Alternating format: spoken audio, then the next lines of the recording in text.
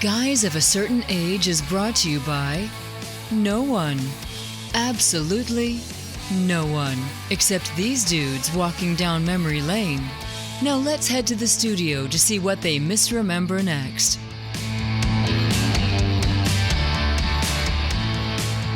Faster than a speeding podcast, it's Guys of a Certain Age. Robbie Koblentz in studio alongside Art Shirley and Jay Reed. We're all back together. When was the last time we were all back together? What episode did we do? I think we talked about Chris Reeve's Superman 78 when it came out. No, I'm just kidding.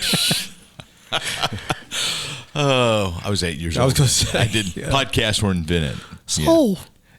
Yeah. Wow. It was F1. F1. Wait, I wasn't here for F1. No, he wasn't here. Well, somehow or another, you did a Geek of the Week, because I have it in my notes here. Dune 3 in production was your Geek of the Week. You were. Oh, we that's right. just talked racing I movie. didn't participate. Yeah. Okay. You had the J roll. I had the J roll. Yeah. The part of Jay Reed will be played by Art Shirley today. Did y'all ever watch your soap operas? Oh, and see man, that? I tell you what. Yeah. What? I mean, I never. The part of Barnabas Collins will be played by a broom. What?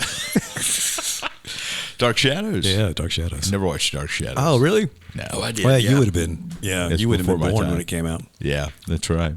I guess I watched reruns. I definitely watched it Yeah, at some point. I watched it over the back of the couch. Just looking at I can't sing the theme song; it's too high.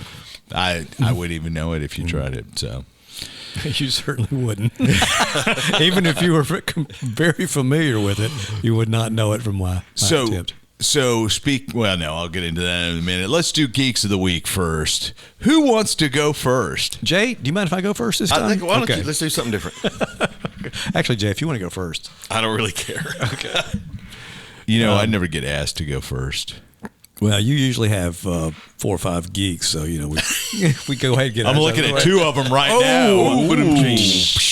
We probably have that built into the sound thing to the rim shot. Do we have a rim shot? Let's see. Anyway, Surely. No. There's that. there's that. There we go. Thank you. That's appropriate. What else we got? There we go. There you go. Rim shot. Okay, good deal. Blues rim shot. All right. I just need to remember that. San Diego Comic-Con has been going on, and we've got some news from that. I saw something I was going to bring up. Okay, good deal. Figured it out. There's a little John Carter news. Yeah. I haven't heard what they actually announced at San Diego Comic-Con, but they're supposed to announce that they're doing an animated series. That they've worked with the estate. I did talk to friend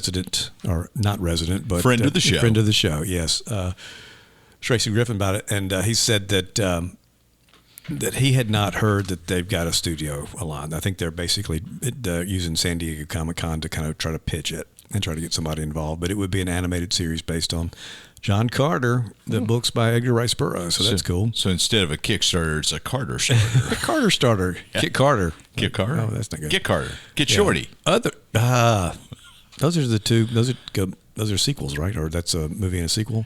Carter and Get Shorty? No, Get Shorty's the only movie. It's John Travolta as a mob boss with Danny. I thought there was a Carter movie involved as well. No. Okay. That's John Carter. John Carter. Speaking of John Carter still, Frazetta Girls announced that coming from Icon Collectibles. Sorry, is the Mrs. first Reed. ever Frazetta Girls. Yeah. Yes, do not go. Yeah. We love Frazetta Girls. First ever John Carter. For clarification, Art loves Frazetta Girls. Yeah. Jay and I are not involved in that transaction. I think you follow Frazetta Girls, don't you? May or may not, but I'm not admitting it into something that's public That's like right. this. Unfollow. Unfollow. Actually, unfollow. I'm pretty sure Sarah Frazetta was signing my copy of Frazetta Fine Lines when she was, anyway.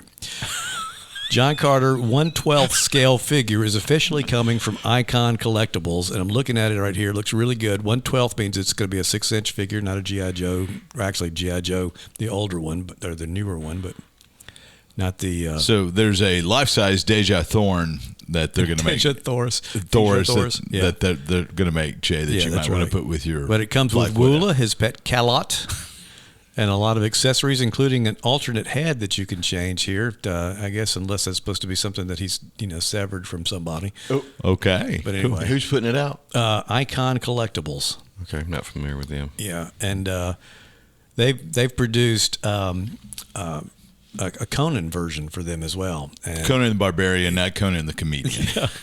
yes, important point of distinction. Yes. So this is Frazetta art made into. Is that yes, why they're yes, announcing? Yes. They're the ones that drew It's based on his. As far as I can tell, it's based on Frank Frazetta's work. Gotcha. Remember, Art. This is an audio podcast. I'm just showing photos to me and Jay doesn't count as the audience.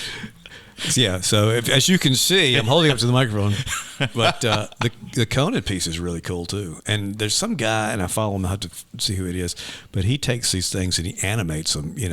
Like kind of Ray Harryhausen stuff. And he's a professional guy. Stop motion. Stop motion. Yes. Yeah. Really cool looking stuff. Yeah. But anyway, that's coming out here soon. I think pre-orders open in Q3. Q3, which we should be in now. We're in Q3 right now. Yeah. We're almost a third of the way through Q3. Yeah, so maybe this will be a Christmas gift for me. Yeah, and belated happy Is that birthday. a hint to a listener or a hint to us?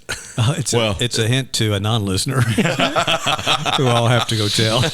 Who's not in our target demographic. So, anyway. And I was telling Robbie, I'll say this real quick, I got the IDW Neil Adams artist book I would for love birthday. to see that. I'll have to bring that up and show it y'all. It's incredible. It'll be a lot of fun. So, Jay, what you got? I have another invention. You and I were talking about robotics not long ago. I think on one of the ones that he's pointing to me when he says, "Yeah," because Art was. I think you were away when we talked about the food robots, right? Yes. Okay. So I don't remember that at all. Back to robots, and that qualifies. Which means he didn't listen to the episode either. Okay. Yeah, but I don't remember the ones I'm here for. I think is what Robbie's saying. Yes. Yeah, which is very true. Well, just let me give you a little backstory that helps this make sense. Years and years and years ago, my dad was traveling, was at someone else's house, and he got up in the middle of the night and didn't know his way around and got disoriented, and it was just kind of a disturbing experience.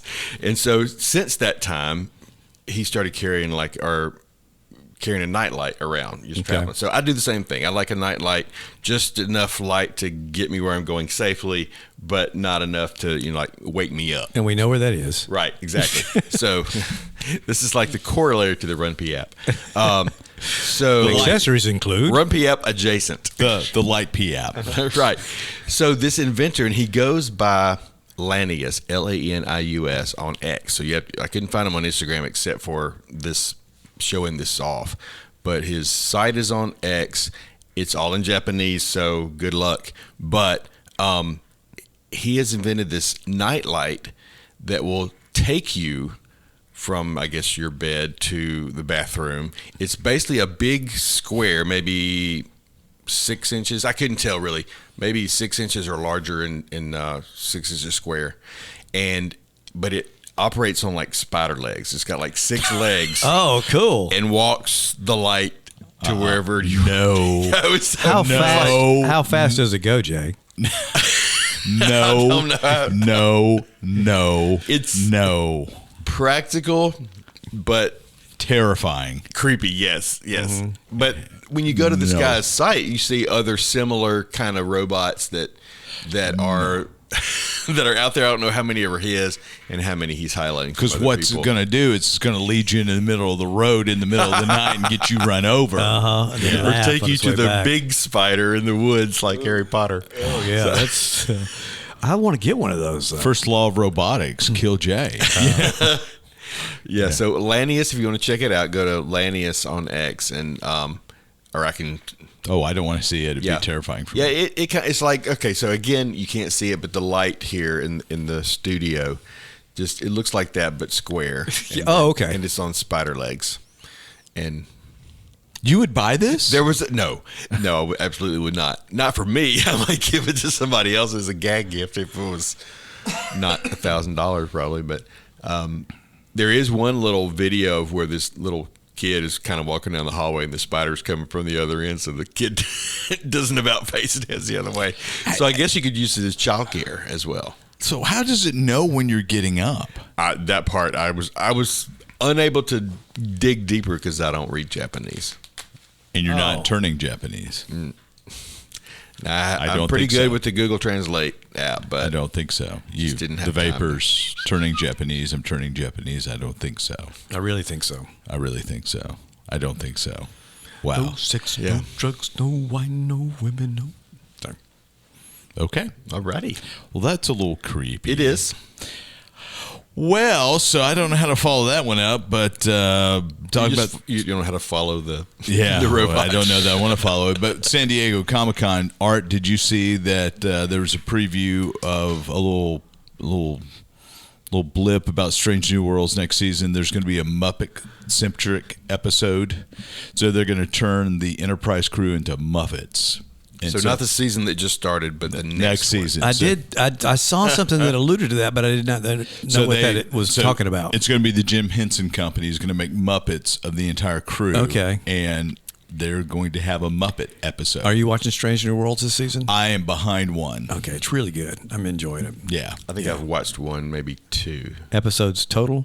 Yeah. Oh, okay. Yeah. I'm caught up with the seasons, but the new season, I've only got a couple out. The Q reveal was great. That's what I wanted to see if you'd seen that. Yeah. That's really good. When you had John Delancey's voice come in, it's like, And the actor who played that character in the original episode. Oh. Yeah. In the original episode, he said... I thought he was dead. William Campbell?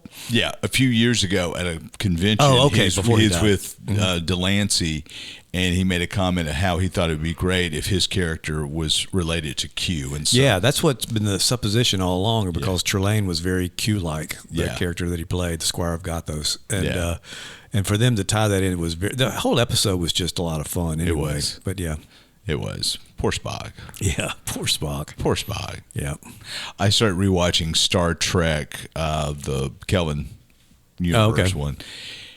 And I forget his name. I mean, he was Skylar in Heroes, plays... Zachary Quinto. Quinto was good, but Ethan Gregory, to me, is as much Spock as Nimoy. I think so, too. I really... he's being mentioned as a possible Batman, by the way. Ethan Gregory. Oh, I could see that. I can see that too. Yeah, he's great. He's just absolutely great. He's is he Gregory Peck's grandson? Yeah. So he's okay. Or it's Ethan Peck. Ethan Peck is right. He's Gregory Peck's grandson. Yeah. Okay. Ethan Peck. Yeah. And Gregory Peck is the model that Alex Ross used for Superman, right? Batman. Oh, really? And when he's the older guy in the Iron Man kind of suit. Interesting. Yeah. Alex Ross or Frank Miller? Alex Ross in Kingdom Come. Oh, in Kingdom Come. Got you. Mm-hmm. Interesting. Very interesting. So that's not my geek. My geek is the cancellation. That's good because I was so confused. Yeah. So The Late Show was canceled last week. So Stephen Colbert is going to be unemployed with CBS at the end of May. And it got to me thinking we probably should do an episode on this. You said we should try to get canceled by CBS. Well, anyway, we'd have to be picked up first before you get canceled. We should do. But about late night shows and just the diminishing return of late night television. And there's a variety of folks there's a lot of weeping and gnashing of teeth about the show being canceled. And I'm not going to get into the whole Paramount Skydance FCC approval for the merger buyout thing. But apparently his show was losing $40 million a year. And I mean, hello. Yeah. It's not like it's a public service. It's not like it's, children's programming that broadcast stations have to carry, educational and now they don't have to do that either. Yeah. I mean, so, it's like 200 employees or something on that show. Yeah. So I've got a friend who's head of animation for the Colbert Show, and he left last year. He's now back at Adobe. He's working in the After Effects. It's Brian Maffett. He did the total. We need to talk to him. Brian's a great guy. He's from Memphis. Went to Rhodes. Really? So, okay. But anyway, so there's speculation that the NBC shows, the live late night NBC shows, including Saturday Night Live, are losing somewhere around $100 million a year. Jiminy. And so, but Jimmy Kimmel apparently is not losing. It's like breaking even. And the article I read talked about how Jimmy Kimmel is used on so many different ways for ABC.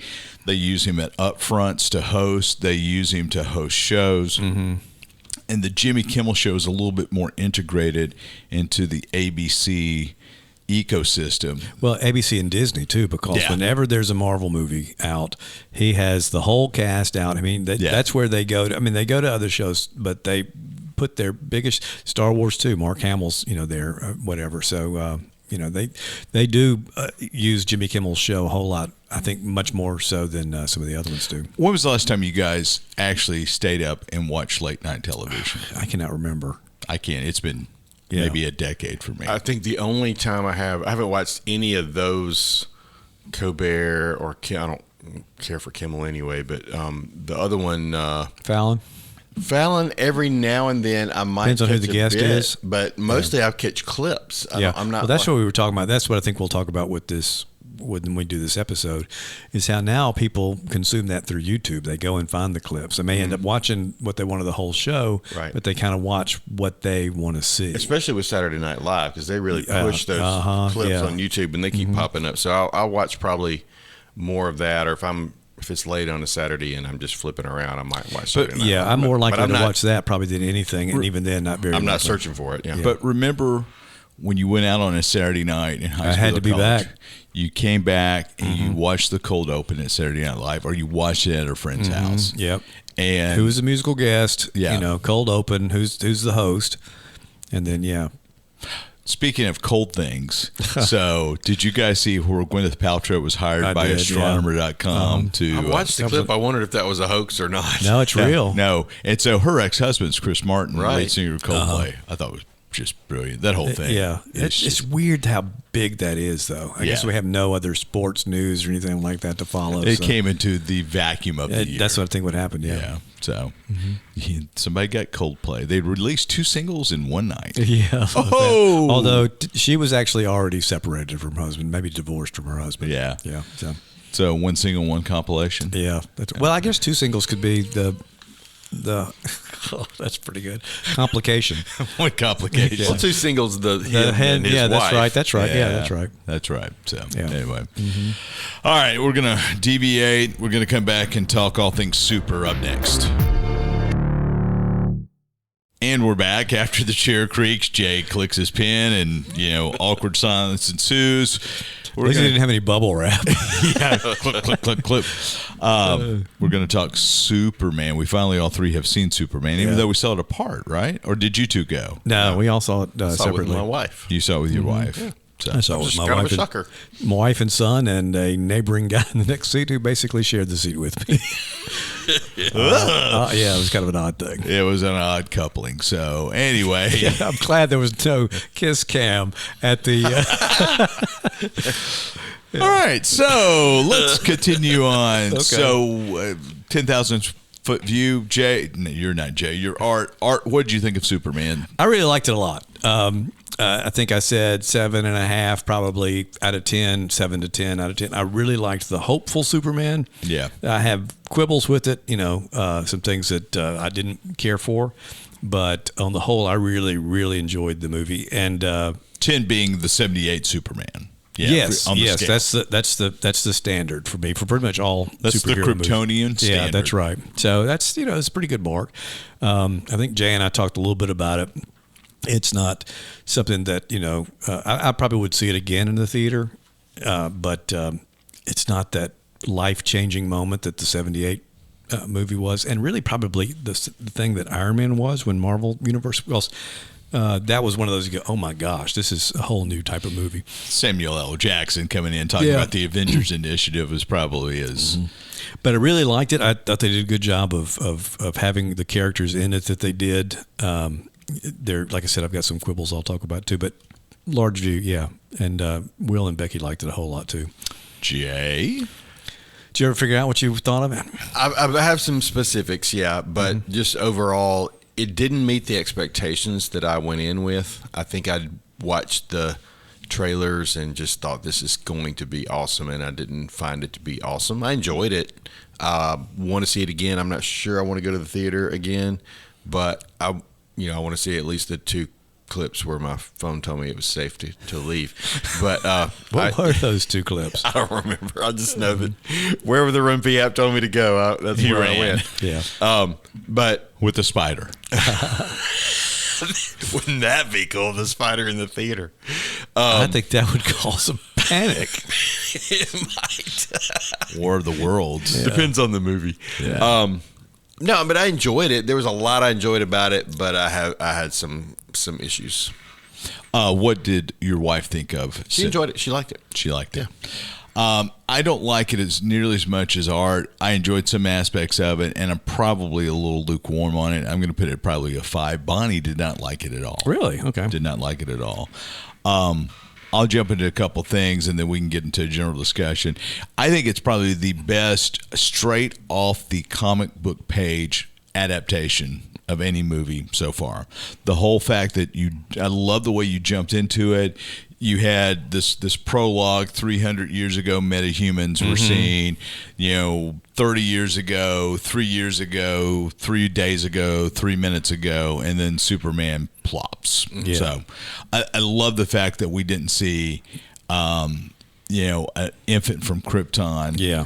I think I agree with Gunn on that. I think we've seen everybody knows the origin stories well enough to go past that. The origin of Superman, Batman, and Spider-Man. Yep. You don't need to know anything That's right. else. Anybody else maybe show that? Yeah. But then again, maybe not. Yeah. So we'll see. But yeah, I did like that. I thought the casting of Corn Sweat and Brosnan as Superman and Lois were great. Mm-hmm. How did you guys like popping into the action like it happened, and also the fact that these two characters were dating and Lois already knew his secret identity? Yeah, I liked that. I thought that worked really well for me. Yeah, I didn't have any issue with that part. And I was kind of surprised because they really made a big deal out of that snow scene when Crypto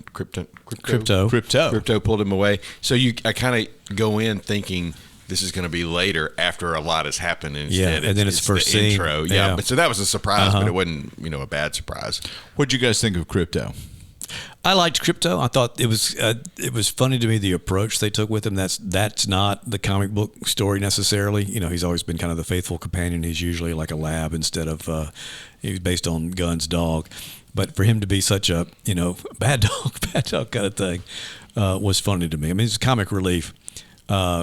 Quibble, there was probably I probably could have done with just a little bit less Crypto.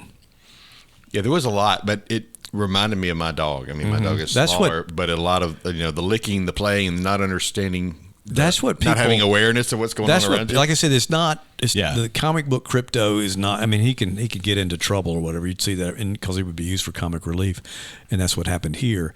But he did seem. I mean, Crypto was dog accurate. Yeah, he was very much like a real dog. I mean, very much like a real dog. Yeah, and it kind of made sense. I won't spoil the end, although there were spoiler alert for everyone listening. Yeah, we probably will. But it made more sense at the yes, I thought the way when they tied it together, it was good. I thought it was really good. Fortress of Solitude. How'd you like that treatment? I liked it a lot. Yeah. Thought it was good. I love the super robots. Yeah, and that's part of that's true to the comic. Is it? Okay, I didn't know anything about that. Yeah, in fact, one of the scenes where he's holding 4 is pulled right from a comic book panel. Okay. Yeah. See, and I didn't, we had talked earlier about the voices from Guardians. I didn't catch. I was trying to listen, and I didn't really recognize. Was that Bradley Cooper? No, Bradley Cooper was Jor-El. Was the dad. It was Alan Tudyk. Oh yeah, that's right. 4 who plays robots better than anybody else. I mean, that's become his new thing. Yeah, isn't it? Yeah. But there were others. I can't remember the names. There was 2 others from Guardians that were robots. Yeah. I can't remember. But I can picture the characters. Even knowing it, I don't think I would have said, "Oh, that's blue guy with the flying wand and Michael Rooker." Yeah, and the antenna girl. Yes, that's right, Mantis. Yeah. I can't remember how It's a cool name. Yeah, but, I can see it, but I can't. He looked at me. Yeah. Anyway, I was trying to hear their voices. I couldn't, but that's okay. I really, really liked the Fortress of Solitude. I liked getting into it. I liked we didn't have the crystal being thrown in the fortress. Right. I like the fact that it disappears. Yeah. And reappears as he needs it. Yeah. I thought that was pretty good. How'd you like the healing with the magnification lens of the sun to heal him? Well, that all played into it. I know this is has been a big complaint with a lot of folks about Superman's powers, but prior to this, the main complaint has been that Superman is too powerful. Yeah. And there's never really anything at stake because he's always going to be more powerful than anything that's ever thrown at him. So I think that kind of led into that. And that's the first time we see, okay, this is a different Superman. So I liked that. I thought that was pretty good. Jay? Yeah, that part it didn't bother me. Okay. I think. I mean, I'm influenced by what, because you've already said that to me at another time, and it makes more sense. And I do have the book, The Death of Superman, so I know eventually there's issues, but and then of course throughout the course of the movie you understand how he's getting beat up. Yes. I mean, and it makes all this make perfect sense. Marvel's announced that Avengers Doomsday is actually Doomsday coming from the DC universe to destroy the. Yeah. Doomsday is who kills Superman. Yeah. Death of Superman. What about some of the other casting? Holt is Luthor. I thought he was really good. I liked him. See, I thought he did a good job, but I think part of my expectation was I kind of went in with this Gene Hackman thought, and I looked this up. Holt is 36 years old. Mm-hmm. Hackman was 48 when he played the role. So Luthor as a young person, and I know I haven't read all the comics like y'all have, but I haven't. So he was a little bit young for me, and a little bit too powerful for me. My note here is Holt is good but too smart for his age. I felt like he was too accomplished and too smart for being that young, and it reminded me a little bit of the Michael Rosenbaum Luthor from Smallville. I thought he played him really well. I wanted a little bit older Luthor. Yeah, and it depends. I mean, like I said, you've got the Luthor that would be, older, maybe up to 20 years older. He's established. He's a businessman. He's been around for a while, which is probably the type of Luthor that I prefer. And really, to me, the standard on that is, what's his name from that played him in the animated series, Clancy Brown. Anyway, that's a good Luthor to me. Gene Hackman's good. He was a little comic, but I think like I said, he's in the standards to me for that. But there's also the thing, and Smallville picked up on it, but it's a thing from the comics where they were contemporaries and actually knew each other when they were younger. So he would have been about the same age as Superman. I always thought that Jeff Bridges, who played Obadiah Stane in Iron Man, would have been a perfect Lex Luthor 15 years ago. And also Vincent D'Onofrio as Kingpin. I thought about that too. Kind of brings that, would have brought that gravitas to it. And I think the Kingpin, the way that's been played out in Daredevil is more my picture of Luthor. Yeah. Luthor didn't have superpowers in this, but he almost did. Yeah. And he somehow found a way to have superpowers without him, or give somebody else superpowers that works for him. And again, that's in the comics too. But that's typically what he did. I mean, he started off as a mad scientist, and he becomes later in the Byrne stuff. He becomes more of a businessman that does stuff. In the 70s, he had a powered suit that was, kind of purple and green powered suit that gave him the powers that he needed to fight him toe to toe. But he never should do it. I tell you who also was very good was the guy, and I cannot remember his name. Who he was. He was from Walking Dead. He played most of it with his hair and didn't shave until later. But in the Superman and Lois thing, he was really good too. What'd you guys think about the Justice Gang? I thought that was fun. I thought Mr. Terrific. Mr. Terrific was one of my favorite characters from the movie. Yeah. I thought Nathan Fillion. I felt like we'd seen that character before, regardless of who he's playing him. Yeah. I thought Fillion played Guy Gardner perfect. Yeah, I thought that it fit very well. But Mr. Terrific was I didn't expect that voice to be coming from him, and I just thought I thought that was really good. Mr. Terrific's not a character I'm all that familiar with. Yeah. But I thought that was a good character. And I thought Hawk Woman, I think she is in this, was good. We just didn't see a lot of her. Yeah. Yeah.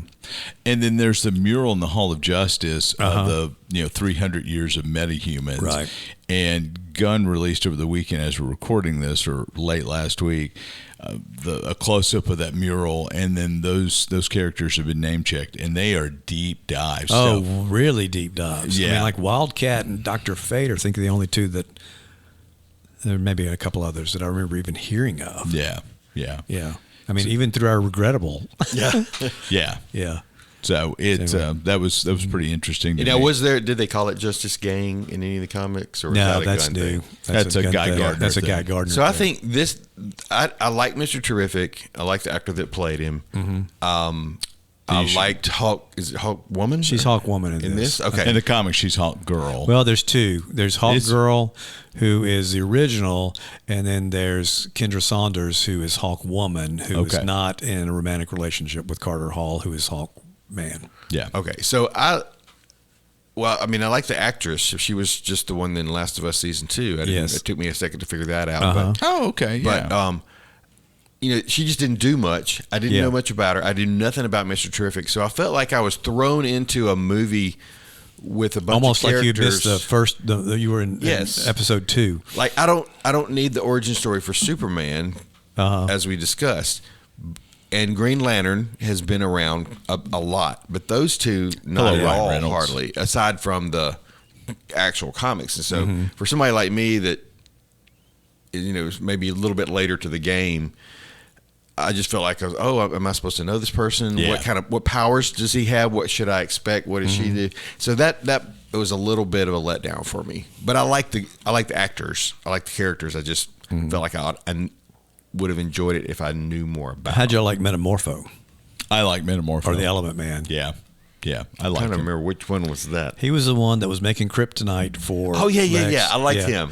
Now his character was very different than he is in the comics. He's a former. I can't remember if he's a stuntman or race driver or whatever, but he has this accident that turns him into this, and he's much more gregarious, loud, and than this guy was. This guy was kind of of course he had the sun and stuff too. But I liked the character. I think that's going to be. I think that's going to be a good addition to it. I enjoyed that. What did you think about the Hall of Justice? Oh, I just loved seeing that. Yeah. I mean, you go inside and it's like I wanted to see the big computer and stuff for like Super Friends, but I think that's a work in progress on the inside. So the Hall of Justice being based upon the Public Library in Cincinnati, that was a creation of Super Friends. Yeah, right. Not from the comic books. There was first time I ever saw it like that was in Super Friends. Yeah. And then we saw it in real life for the first time in the Crisis on Infinite Earths. Yes. With in the Arrowverse. Yeah. Because by the 70s, I mean, they had moved to a satellite that was orbiting like they have in the JLA animated series. Yeah. The Hall of Justice looked great. I thought that was I thought that was fun. That was really, really good. So we talked about crypto. So let's let me just what I did not like at all. I did not like the way the Kents were portrayed. You did like that? I did not. I thought there was too country bumpkin. And, kind of poking fun at flyover states, no pun intended, with Superman. I did not like the way they were portrayed because to me, the definitive Kent, Ma and Pa Kent, is from the 78 Superman. Yeah, I agree. I agree with that. That was a surprise that he went that way. I've seen people say, it's true to the people that they are. And it was funny. But I thought there were some really, really nice moments on the Kent farm. I agree with that. I thought when Clark's sitting there with a bowl of cereal, that humanized him very much. Yeah. But they were a little too far that way, I thought. Yeah. I like. And I was worried about them anyway, just going in because they looked so different than what you normally see. And all we had seen was Pa in the trailers, and then Ma comes in, and she's the worst as far as the bumpkinness. Yeah, trying to scream into the phone and all that. Well, I love the way 78 Superman treated him. I also love the way Smallville treated him. Yeah, I was going to say the two to me, and the two that do the best, I think, are Smallville, where the younger set of parents, younger than really the comics ever had them. Yeah. To me, the 78 Superman is perfection. Yeah. What was Lois and Clark? The Kent family in there were good. They looked more like what you were seeing currently. I don't remember how they acted that much, but I remember thinking they looked a whole lot like what you expect them to look. I mean, this was very much a kind of a jarring experience. When you have Bo Duke as your dad, or is it Luke Duke as your dad? I don't remember which John one's Schneider. which. Yeah. Which one? Yeah. I mean, and then Supergirl is your mom. No, it's Lana Lang. Oh, it's Lana Lang as your mom. Yeah. I mean, that's about as cool as it gets. Yeah. So and I would not have minded seeing them. I know that's not anything Gunn's going to do, but I thought that would have been good. That would have been good. My biggest complaint was in the Jor-El and Laura being Warmongers. And apparently I'd forgotten this, but that came from the Byrne comics. That's when they first did that. Yeah. But that's not typically true, and I understand Will said he thought that the next villain is going to be Brainiac, and it was something Brainiac did to, create this false thing. But Gunn said, no, that's the way it's going to be. That's how it's going to be. The warmongering, we are superior than everybody else. Yeah. Almost a Time Lord-esque, if you're going to take a Doctor Who approach. Yeah, we're better than everybody else. Yeah. So what'd you think about Bradley Cooper as Jor-El? I thought he was fun. I thought that was kind of, get a friend to come do something for you. I thought he was good. Took a day. Yeah. Probably paid scale, and that's it. So looked like he'd had some work done. Yeah, his eyes looked like he'd had some work done on his eyes. Talk about Supergirl and the introduction. I wasn't expecting Supergirl when Supergirl was introduced. I was expecting her. I thought she would be a mid or end credit scene. Yeah, and but I thought that was really funny. And she's going to apparently be very true to Supergirl, Woman of Tomorrow. Is that what the name of although they're calling the movie Supergirl again. Yeah, but I felt pretty good about that. I thought that was going to be good, and it turned out to be. And again, we've said spoilers, but Crypto turned out to be her dog, which is why he was kind of the best. And I didn't expect her to act the way she did, but I don't know a lot about the character. Yeah. So, how do you guys like this whole universe being set up where we know there's extraterrestrial life, and Superman and Supergirl have obviously gone to other worlds, and I mean it's very true to the DC universe. I mean. Jay, you're a little less experienced in the DCU than and I you know how I feel about alternate universes and things like that. So the part about going to the Luthor's little portal into this whatever pocket universe, I could have done without that. I think you could have done the same thing without that. Without going into that, everything could have happened in a different way without bringing another universe into the story.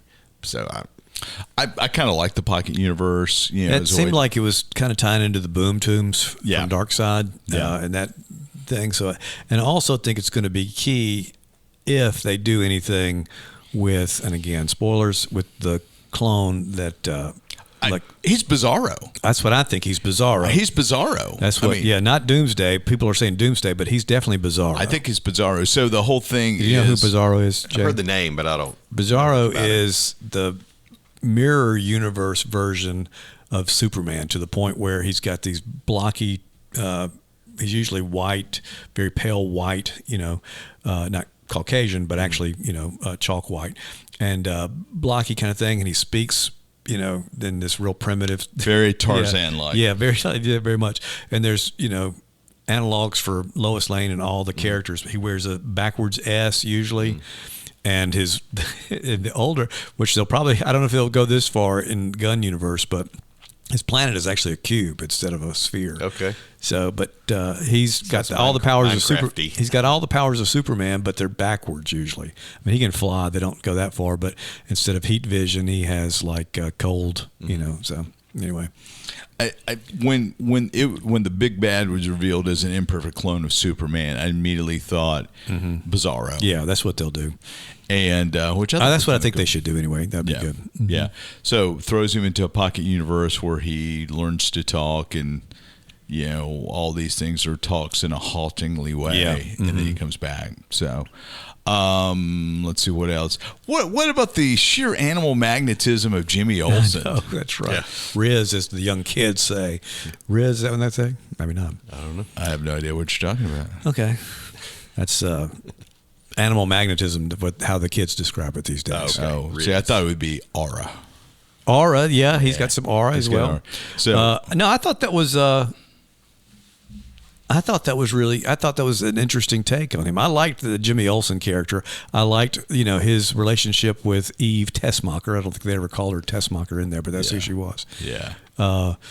Shrimp toes or monster toes. Yeah, that was hilarious to me. Yeah. Yeah, that's a whole new dynamic on him. Yeah, I liked the way that he was. He seemed Jimmy Olsen-ish to me. I didn't think they did nearly enough with Perry White. Yeah, to have that actor play him he's so good, and just the whole. And again, that's probably another thing too, is that there's so much, that felt like they could have done more with this. I've got one of the notes here. Why did the Daily Planet staff fly away on the little cruiser and kind of hover over everything going on so they could post their story. I thought that was like the dumbest thing. I mean, I just don't understand. I don't understand. And who played? It's like they left the scene out. There's something there that was just kind of I thought kind of stupid. And it's Wendell Pierce who plays. Yeah, Wendell Pierce is great. Which Wendell Pierce is fabulous. He was Jack Ryan, but also Suits. Oh, okay. He comes in towards the end of the run of Suits. He's fabulous. He's also in Elsbeth. It's Elsbeth's boss. That's where we watch him most. He is a New Orleans native. As well. Mm-hmm. So I thought he was criminally underutilized. Yeah. So, and Cat Grant. Mm-hmm. Yeah. So that was just kind of. And the sports guy who I can't remember. All these are characters that are from the comics, but it was just kind of showing it there, but not doing a whole lot with it. Yeah, I just didn't understand that whole thing. It could have been probably cut, as far as I'm concerned. I mean, those are most of my notes right there. So you would go see it again, Art, in the theater? Oh, yeah. I would probably go see it again in the theater. Jay, you'd watch it on a HBO Max, some sort of streaming platform? I'd go to the theater, but I'm not going to be seeking to go. So, but I want to do want to say, because we talked about a lot of the minor characters, but I mean, Rachel Brosnahan, I thought was amazing as Lois. Yeah, she was fabulous. I thought the scene of their interview was one of the strongest scenes in the whole thing. And, just because it established that dynamic between them. He thought it was going to be kind of a puff piece interview thing. And then true to Lois Lane, she goes after him. Yeah. And then true to Superman, he finds himself very defensive about what he's going to do. There's the whole thing with the war stuff, they said, oh, this is, Gaza and Israel, it's Ukraine and Russia, whatever. That's from the 38 comics. Yeah. Bavaria, or whatever the name of the country. That all is in there because Siegel and Schuster are two Jewish immigrants. And even though we weren't in the war, Hitler's taken over Europe at the time, and they create this superhero to fight against people like Hitler. Yeah. And so that's there. And she may be my favorite Lois of all time at this point. Of all time, okay. I thought she was great. Of course, I'm a big fan of hers. Yeah. So, but I thought that casting was just perfect. Absolutely. I thought she was very good in the role. I mean, like I said, I'm not sure that the cast from Superman and Lois aren't my number two still. Yeah. Yeah. Yeah.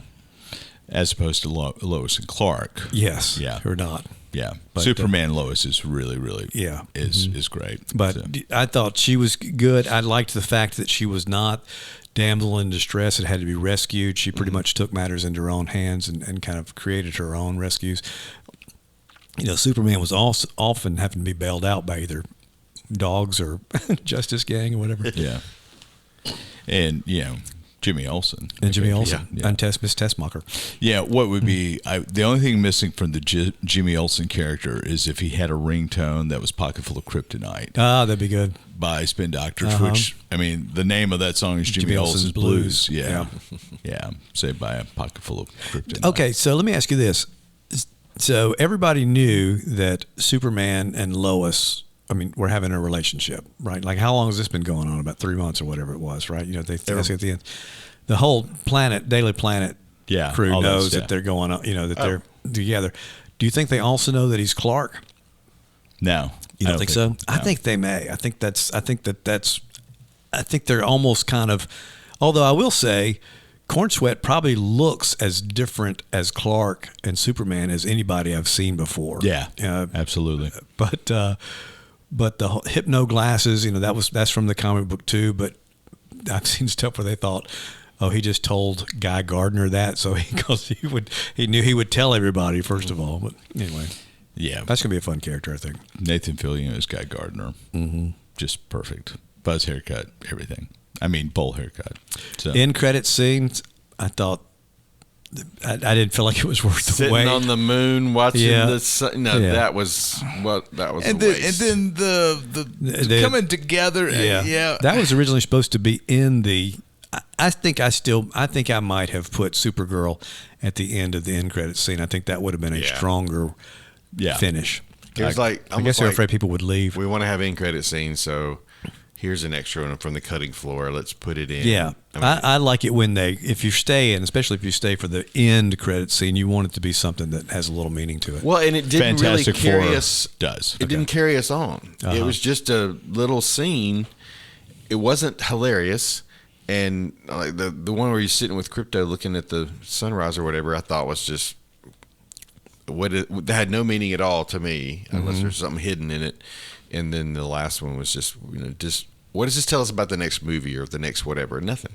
Yeah. Unless by the fact that the building wasn't completely together, that's going to cause a problem of some sort that they have to solve later because the rip wasn't repaired correctly. I will say this. As much as I like this movie, and I clearly liked it better than y'all did. I mean, I think y'all enjoyed it, but I clearly liked it. But I loved the hopefulness being returned. I love that Superman. I thought that was great. Absolutely. But I don't know that I feel as excited about what's coming next, what I've heard about. I don't know that I think Gunn's going to be his plans for the future are going to ring as true and hit me as well as what Marvel did. Like I said, to me, a landmark thing is when Robert Downey Jr. says, "I'm Iron Man," and then we follow that up with Samuel L. Jackson coming in and announces the Avengers Initiative, because we lost our minds when that happened. Oh, right? Yeah, I mean, and then I think it paid off very well for a long time. Yeah, and so I don't see that excitement yet. We're here, so yeah, that's the gold standard. They should have had something that we were not expecting. Yeah, and Supergirl may have been that, but I think Batman, even if we don't know who is playing him yet, but seeing Batman in that world would have been kind of a cool way. Well, and I think bringing Maxwell Lord in to say, "Hey, we want you to come join the the Justice." Do something. Yeah, I mean, we saw Maxwell Lord for a split second as I almost forgot about that. Yeah,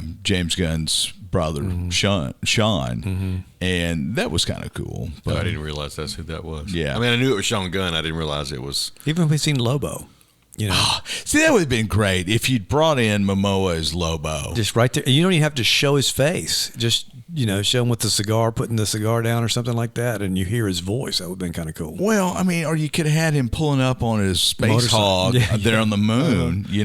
That would have been great. Yeah. So anyway, but I thoroughly enjoyed it. I think it's a great reset. I think it's going to be a good foundation. I think you could have had a Wonder Woman reveal at some point as well. I mean, anyway. I think the problem is they don't know yet. They don't know who it's going to be. So, all right. So we recommend Superman, right? Yes, correct. It's done over 500 million worldwide. Not regrettable. It's been redeemed. Yes, it's no longer regrettable. It actually has been redeemed. It really has. Yeah. Now, if you want it to be a little bit more angst-ridden, so you could just play some 9-inch nails in the background, turn down the saturation, and you would be into the Zach verse. So, anyway, all right. Thanks for joining us. We'll see you next time around.